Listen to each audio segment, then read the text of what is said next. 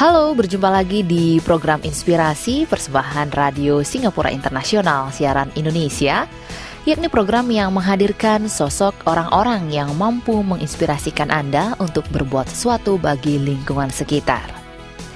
Minggu ini, saya Niwayan Suryatini akan mengajak Anda mengenal dunia lain di Mas Prasetyo Muharam bersama Kartunet.com.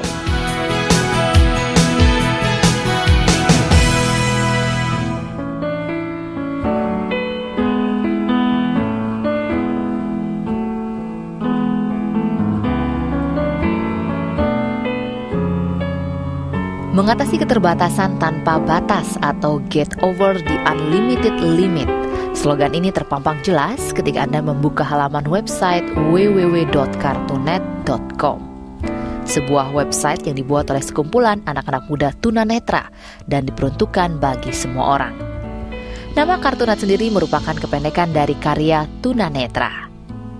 Bisa dikatakan dengan keterbatasan yang dimiliki oleh para tunanetra, mereka berupaya mengekspresikan diri dan berusaha keras mengatasi segala keterbatasan yang dihadapi, sehingga mampu mencapai kesetaraan dengan orang-orang normal umumnya. Salah satunya mampu mengakses komputer. Dialah Dimas Prasetyo Muharam yang aktif mengelola website Kartunet bersama teman-teman tunanetra lainnya. Dimas mengatakan ide awal pembuatan website Kartunet berasal dari hobi menjelajahi dunia maya. Ide awalnya itu kan ketuanya namanya Mas Irawan ya.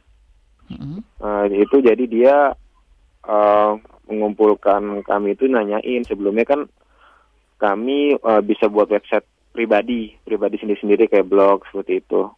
Nah terus dia ngusulin kenapa nggak bikin yang profesional, jadi kita ngumpulin kemampuan kita sama-sama untuk membuat satu website yang benar-benar bisa bagi orang lain, jadi bukan untuk kepentingan pribadi aja. Dan dia juga, jadi visi misi kita di sini sebagai, jadi Kartunet kita ingin menjadikan sebagai media publikasi ya untuk kepada masyarakat luas bahwa ini loh yang bisa dilakukan oleh tunanetra. Jadi kami bukan hanya seperti yang anggapan masyarakat luas seperti sekarang ini, tapi juga bisa di dalam teknologi, bisa membuat website, bisa menggunakan komputer, bisa ngetik, bisa membuat musik melalui komputer, dan lain-lain. Situs Kartunet merupakan website independen yang lahir dan besar atas biaya dari para pengelola website tersebut, yang berjumlah sekitar 6 orang, yang kebanyakan adalah mahasiswa.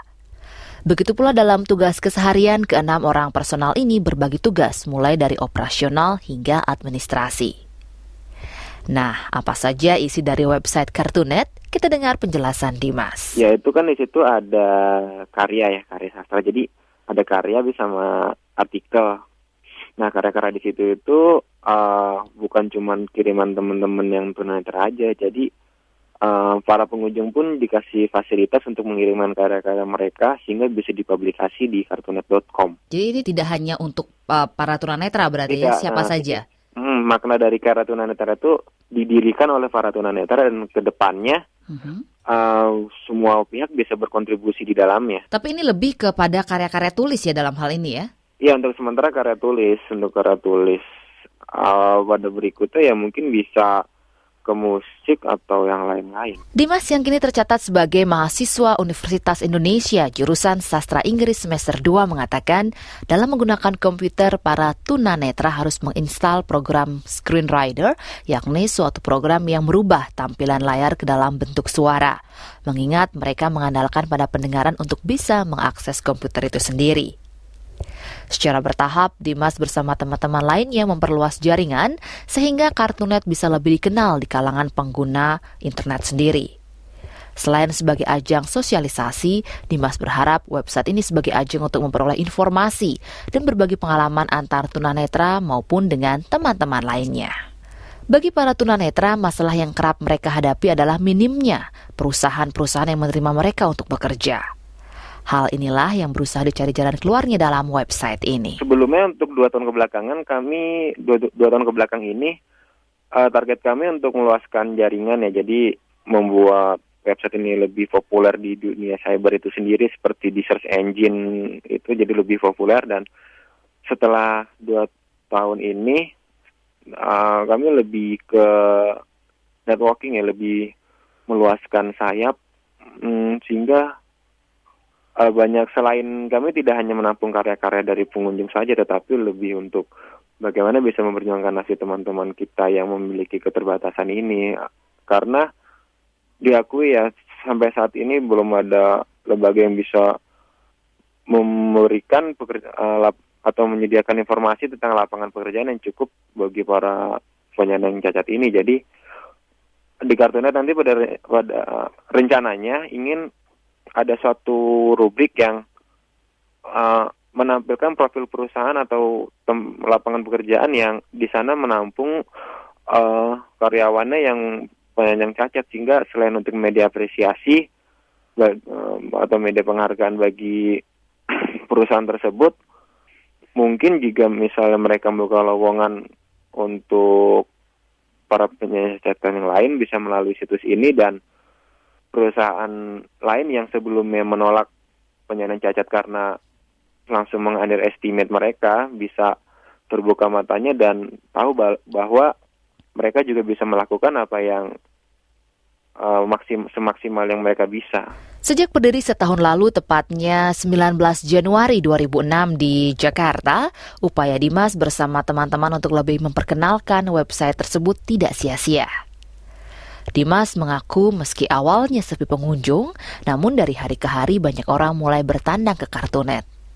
Ini terbukti dari jumlah tamu yang meninggalkan kesan dan pesannya di buku tamu.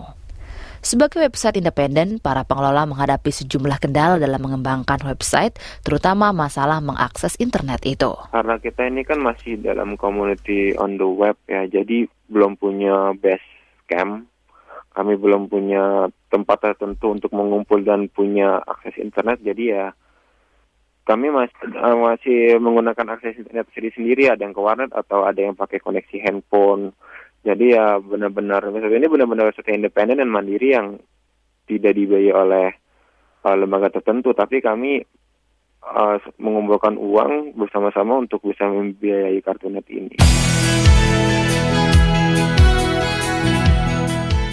Saudara, Anda masih mendengarkan program Inspirasi, persembahan Radio Singapura Internasional Siaran Indonesia. Dan minggu ini, saya Niwayan Suryatini mengajak Anda mengenal dunia lain, Dimas Prasetyo Muharam bersama Kartunet.com. Untuk naskah dan podcast program ini bisa Anda dapatkan dengan mengunjungi website kami di www.rsi.com.sg/Indonesian.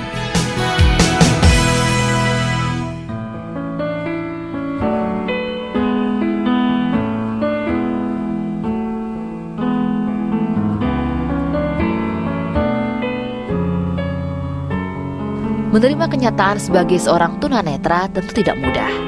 Dimas yang menjadi tunanetra akibat suatu penyakit sejak usia 11 tahun ini mengaku masa-masa awal merupakan masa sulit. Ya awalnya pasti shock ya, ada perasaan nggak terima juga, tapi ya lambat laun selain sampai sekarang pun masih tetap berusaha mencari obat, baik ke dokter atau alternatif ya, mendekatkan diri kepada Tuhan aja ya, dan untuk membuat hati jadi tenang. Jadi ya seperti ya, walaupun dengan keterbatasan ini saya bisa melakukan apa yang orang normal bisa lakukan, seperti itu. Walaupun dengan cara-cara alternatif dan tidak dengan cara yang biasa. Berkat bantuan keluarga dan teman-teman, Dimas menjalani kesehariannya dan berusaha menghadapi segala bentuk keterbatasan. Ia pun mengenyam pendidikan layaknya anak-anak lain di sekolah umum, mulai dari tingkat dasar hingga kini perguruan tinggi. Dan tidak mengalami kesulitan berarti dalam mengikuti pelajaran di sekolah, karena guru-guru sekolahnya sudah berpengalaman menghadapi siswa tunanetra. Pastinya sih butuh bimbingan dari keluarga dan orang-orang yang normal ya. Ya, pada intinya percaya diri aja sih. Jadi jangan merasa minder dan kita bisa beradaptasi dengan lingkungan. Seperti itu. Anggap aja kalau diri kita ini sama-sama manusia, dan jika mereka biasa, kenapa saya tidak bisa, seperti itu. Ini terbukti kamu juga bisa sekolah dan juga sama seperti anak yang lainnya ya, berarti ya? Ya, dengan mengikuti sekolah reguler.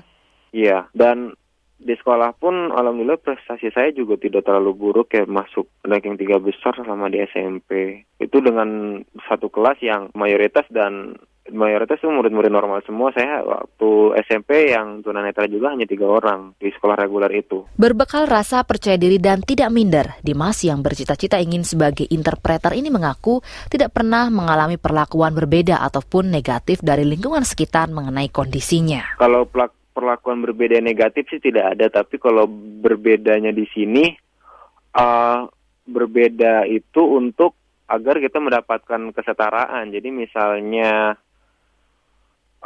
dalam mengerjakan tugas, misalnya ada tugas di sekolah, kalau jika anak-anak yang langsung dikumpulin, untuk saya dan teman-teman yang tunanetra juga itu bisa dibawa ke rumah dan baru hari esoknya itu dikumpulkan, seperti itu. Jadi ya pembedaan untuk mencapai kesetaraan. Penyesuaian lebih tepatnya, bukan pembedaan. Dimas dan rekan-rekan lainnya membuktikan keterbatasan tidak menghalangi ruang dan gerak mereka. Bahkan mereka mampu berkarya dengan caranya sendiri.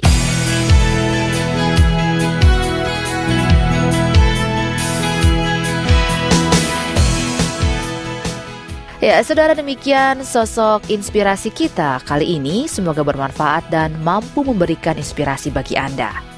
Kritik dan saran dapat Anda layangkan ke email saya di niwayans@mediacorp.com.sg. Saya Niwayan Suryatini undur diri dan sampai berjumpa di lain kesempatan.